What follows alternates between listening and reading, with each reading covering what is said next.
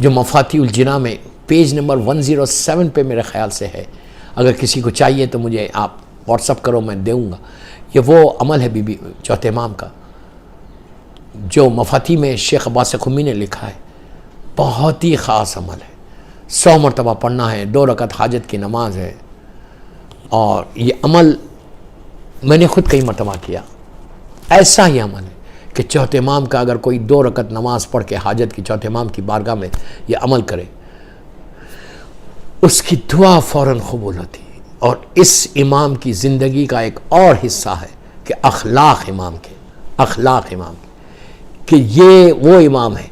کہ اسی امام کا مشہور واقعہ نہیں پڑھ رہا میں صرف آپ کو بتا رہا کہ ایک ایسے ظالم کی مدد کی، ایسے ظالموں کی مدد کی، مروان کی فیملی کی بھی مدد کی تھی جب مسلم کا واقعہ ہوا تھا،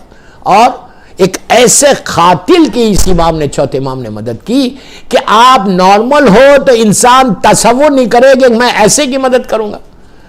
کہ جو ایک بھوکا تھا اور اس وقت امام اگر روٹی نہیں دیتے، اور ایک پیاسا تھا، اس وقت امام اگر اس کو پانی نہیں دیتے اور روٹی نہیں دیتے وہیں ہلاک ہو جاتا۔ ہم ہوتے تو کہتے اچھا ہے ہلاک ہو جائے، میرے بھائی کا قاتل ہے۔ ایسے کی مدد کی امام نے کہ جو قاتل تھا، بھوکا تھا اور پیاسا تھا، امام نے اپنے ہاتھ سے اس کو روٹی دی، امام نے اپنے ہاتھ سے اس کو پانی پلایا۔ جب وہ پی چکا تو اس کو جب زندگی مل گئی، طاقت آ گئی، اس نے پلٹ کر امام کو دیکھا، آنکھوں کو نیچے کر لیا، نیچے کر کے چہرے پہ کپڑا باندھ لیا کہ امام پہچانے نہیں، لیکن وہ نہیں جانتا تھا کہ یہ امام وقت ہے جو نسلوں سے واقف ہے۔ وہ جب اٹھ کے گیا اور پھر شکریہ بول کے چلا گیا، امام نے کچھ نہیں کہا، اس کو زندگی دی۔ جب پھر تھوڑی دیر کے بعد واپس آ کے ایک جملہ بولتا ہے، امام کو چیلنج کرتا ہے وہ ظالم، کہتا ہے کہ اے عبد خدا، اللہ کے بندے، اگر تجھے یہ معلوم ہو جائے کہ میں کون ہوں تو کبھی میری مدد نہیں کرتا، تو کبھی مجھے زندگی نہیں دیتا، کبھی تو مجھے زندگی نہیں بچاتا میری، میں مر جاتا لیکن تم کبھی نہیں بچاتے۔ جب اس نے اس طرح کی ظالم نے بات کی تو امام نے پلٹ کے کہا، تو کیا سمجھتا ہے کہ کیا میں نہیں جانتا تو کون ہے؟ تو حسیم ابن نمیر وہ ظالم ہے جس نے میرے بھائی علی اکبر کو شہید کیا، لیکن اس وقت ہم تیرے مہمان تھے، آج تو ہمارا مہمان تھا، وہ تیرا کردار تھا، یہ ہمارا کردار ہے۔ بس میں ایک ہی خواہش کر رہا میرے سننے والوں کو کہ مولا تم کو سلامت رکھے، مولا تمہارے رزق میں برکت دے، تم کسی غریب کو چوتھے امام کے نام پہ آج کھانا کھلا دو۔ آج کل جب بھی موقع ملے بیک ہوم فون کرو، بیک ہوم، کتنے ایسے یتیم ہیں، کتنے ایسے غریب ہیں، آپ کے دسترخوان آباد ہے، آپ کے ڈائننگ ٹیبلز پہ ہزاروں نعمتیں ہیں، کوئی ہے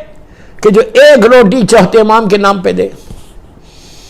میں پوچھ رہا ہوں، ہر چیز کو مانگتے ہو نا، جو تم کو صحت ملی آج ہم کو، وہ میرے چوتھے امام کے صدقے میں ملی۔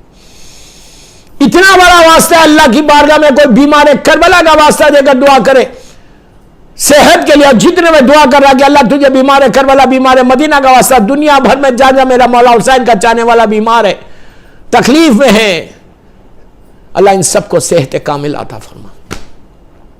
اور جو بیماریاں ہمارے جسموں میں اس کو دور کر دے میرے چوتھے امام کے نام پہ،